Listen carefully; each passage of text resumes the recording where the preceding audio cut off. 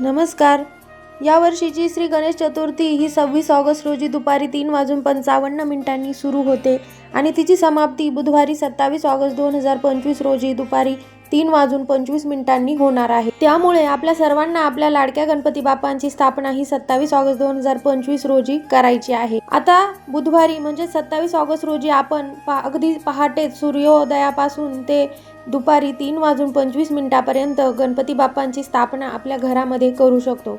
परंतु ज्यांना अगदीच वेळ आणि मुहूर्त पाळायचा आहे त्यांनी 27 ऑगस्ट रोजी सकाळी 11:05 पासून ते दुपारी 1:40 पर्यंत शास्त्रशुद्ध पद्धतीने आपल्या घरामध्ये पार्थिव गणपती बाप्पांच्या मूर्तीची स्थापना करायची आहे.